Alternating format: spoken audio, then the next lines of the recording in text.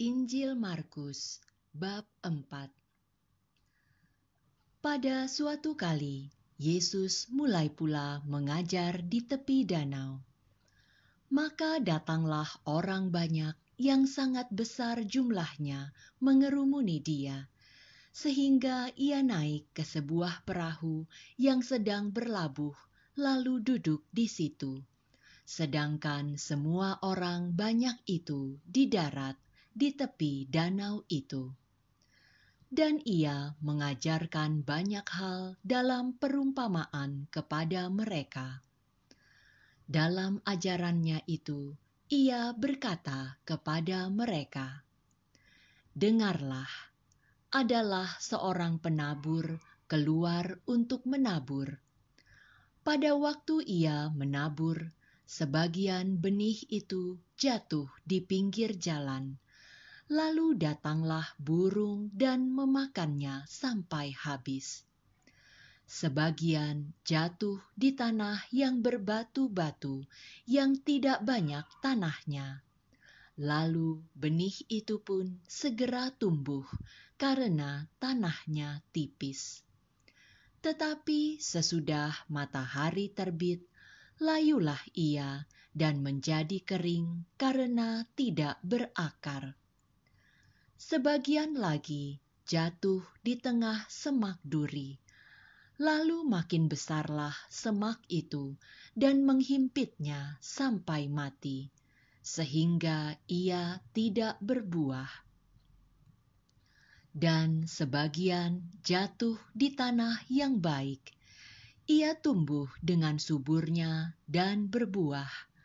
Hasilnya ada yang 30 kali lipat, ada yang 60 kali lipat, ada yang 100 kali lipat.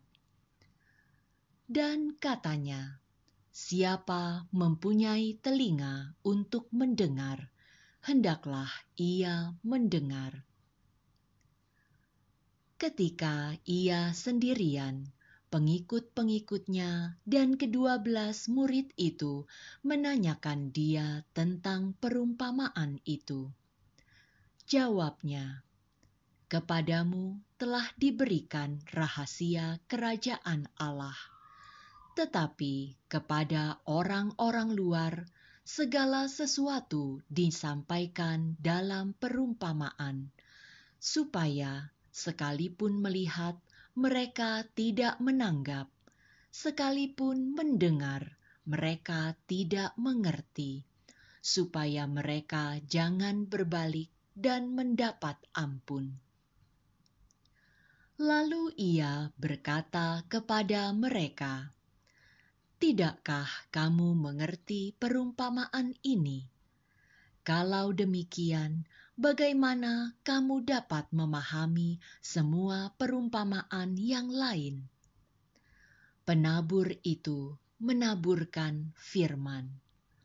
Orang-orang yang di pinggir jalan tempat firman itu ditaburkan, ialah mereka yang mendengar firman, lalu datanglah iblis dan mengambil firman yang baru ditaburkan di dalam mereka.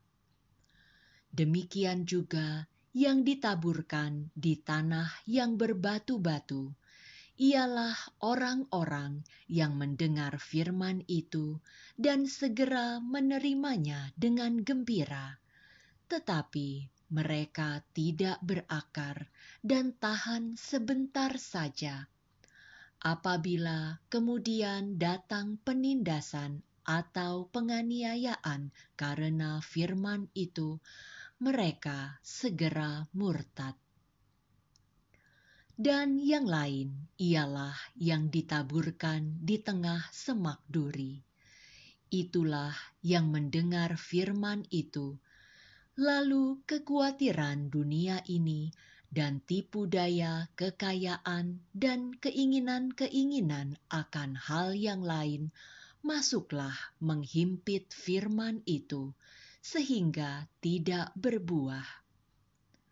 Dan akhirnya yang ditaburkan di tanah yang baik, ialah orang yang mendengar dan menyambut firman itu, lalu berbuah. Ada yang 30 kali lipat, ada yang 60 kali lipat, ada yang 100 kali lipat.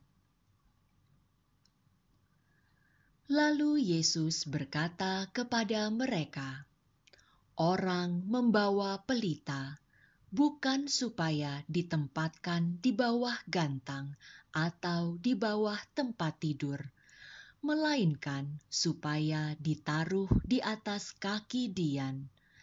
Sebab tidak ada sesuatu yang tersembunyi yang tidak akan dinyatakan, dan tidak ada sesuatu yang rahasia yang tidak akan tersingkap.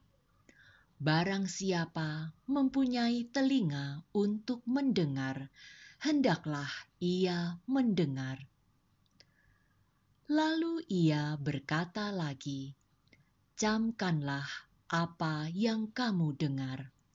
Ukuran yang kamu pakai untuk mengukur akan diukurkan kepadamu, dan di samping itu akan ditambahkan lagi kepadamu. Karena siapa yang mempunyai, kepadanya akan diberi. Tetapi siapa yang tidak mempunyai, apapun juga yang ada padanya akan diambil daripadanya." Lalu kata Yesus, "Beginilah hal kerajaan Allah itu, seumpama orang yang menaburkan benih di tanah, lalu pada malam hari ia tidur, dan pada siang hari ia bangun, dan benih itu mengeluarkan tunas, dan tunas itu makin tinggi.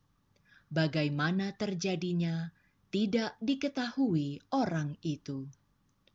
Bumi dengan sendirinya mengeluarkan buah, mula-mula tangkainya, lalu bulirnya, kemudian butir-butir yang penuh isinya dalam bulir itu.